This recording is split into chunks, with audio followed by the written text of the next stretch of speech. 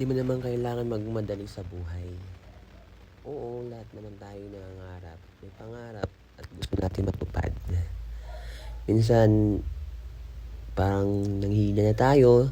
Minsan naman na parang susuko na tayo dahil sa tagal na natin ng gumagawa ng paraan or nagsisikap or nagsisipag. Pero parang ang ilap ng tadhana para makamit natin agad yung mga pangarap natin. So, ganun pala yun, no? Habang nasa proseso tayo na nahihirapan tayo. So, ibig sabihin pala nun, ginagawa natin ng tama yung pag-asenso sa buhay natin or nasa daan tayo para makuha natin yung mga pangarap natin. Kaya pala nahihirapan tayo kasi yun pala yung way para makuha natin yung mga pangarap natin. So, kaya kung nandyan ka na sa nahihirapan ka or medyo nabibigatan ka na, huwag ka sumuko pala. Kasi yun na pala yung way para unti-unting maabot natin yung mga pangarap natin. Dapat pala hindi tayo agad-agad sumusuko. Dapat pala mas lalo pa natin pinag-iigihan, pinagbubutihan, pinagtitibay yung ating mga sarili para makamit natin ang ating mga pangarap. Hindi ganun kadali talaga. Marami kang pagdadaanan. Minsan may stress ka pa. Minsan darating sa point na sobrang mababurn ka talaga. Yung as in, parang mapapaisip ka na lang. Makukuha ko pa kaya yung mga pangarap ko? May pag-asa pa kaya na maabot ko yung mga gusto kong mga bagay? O yung isang mga pangarap na sana matupad yun. So may mga time tayo na gano'n nag-iisip tayo na bakit ang hirap? So dapat pala paigihan pa natin. So dapat pala di tayo tumitigil sa ginagawa natin. Hanggat kaya, dapat hindi tayo sumusuko. Pwede tumigil, pero bawal bumitaw. Dapat tuloy-tuloy lang. Kasi lahat daw ng naging matagumpay ay dumaan pala yun talaga sa masyadong mahirap. Pero kung ikaw yung taong nanghihina na pinaghihinaan, na wala ng pag-asa, no. Dapat hindi ka nag-iisip ng ganun. Dapat i-motivate natin yung sarili natin. Especially pagdating sa ating pamilya na kailangan pa nating pagbutihan. Hindi para sa sarili natin, kundi para sa pamilya natin. Yes, pag maging masaya yung mga pamilya natin, mas masaya tayo kasi yun ang number one na pangarap natin is makamit natin yung pangarap natin. So, di ba, pwede magpahinga kung gusto mo mag-unwind, gusto mo mag-chill, pwede yun, gawin mo. I-treat mo yung sarili mo na mag-relax, pwede ka magdagat, or saan na lugar gusto mong puntahan para ma-refresh ka lang or matanggal lang yung mga toxic na naisip mo or nararamdaman mo. Pwede ka mag-unwind, pwede ka maglibang, pwede ka enjoy muna, enjoy mo yung sarili mo. Then, pag na-enjoy mo na yon mga ganong bagay na nakaka-refresh para ipagpatuloy ulit yung ginagawa natin sa buhay, ganun, laban ulit. Ilaban natin ulit yung mga pangarap natin. Huwag natin sukuan. Kasi nga, lahat po talaga naging matagumpay is lumalaban, hindi sumusuko. Maraming pagkakataon talaga na gusto na natin bumitaw.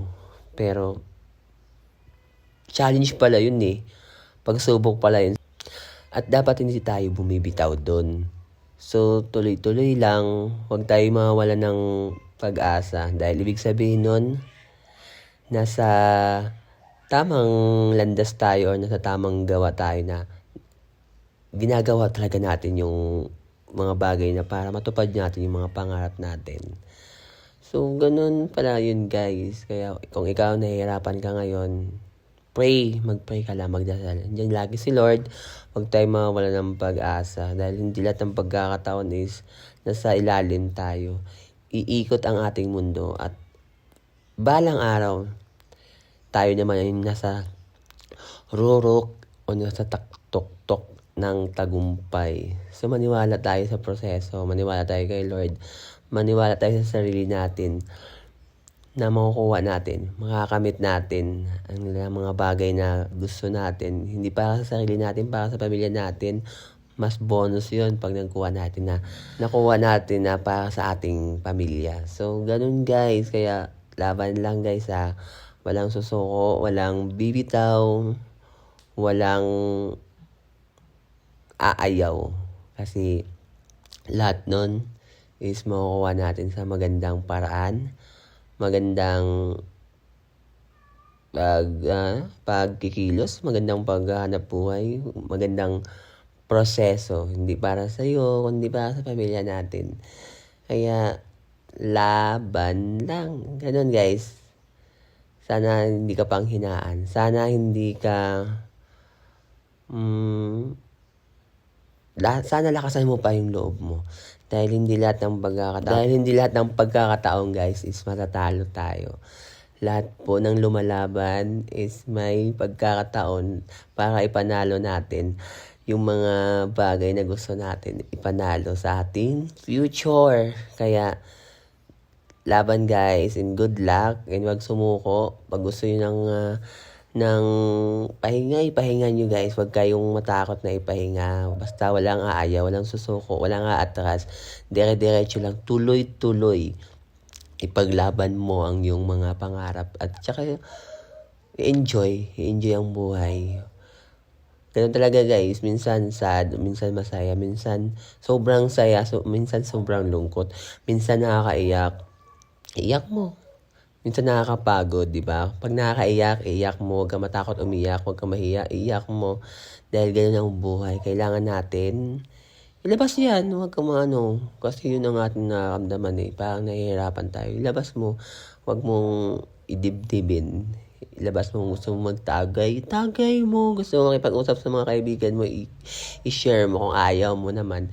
Mag-unwind ka yung makaka-relax or makaka-release ng mga ay nanaing mo sa yung dibdib. Ganun guys ha, din wag kang titigil. Huwag kang titigil talaga. Dahil lahat ng naging success is hindi talaga yan tumigil. So pag huminto ka, ibang usapan na yun. So pag huminto ka, sayang, andun ka na sa nahihirapan ka, ibig sabihin, malapit ka na sa tagumpay. Pag huminto ka, back to zero ka ulit. So, ulit ka na naman. Kaya, kahit nahihirapan ka, tuloy lang, walang bibitaw, walang susuko. Dahil, yun talaga ang tamang proseso para makamit natin ang ating mga pangarap, guys. So, I hope this video is nakamotivate guys. So, tamang kain lang tayo sa aking mini vlog. So, I hope na guys nakatulong tong aking video today. I love you all. Salamat sa mga sumusuporta lagi guys. God bless and see you in my next video. Babush! Yun lang. This is Jonabel Magrolim and welcome sa aking Puwet Malu mini vlogs. I love you guys.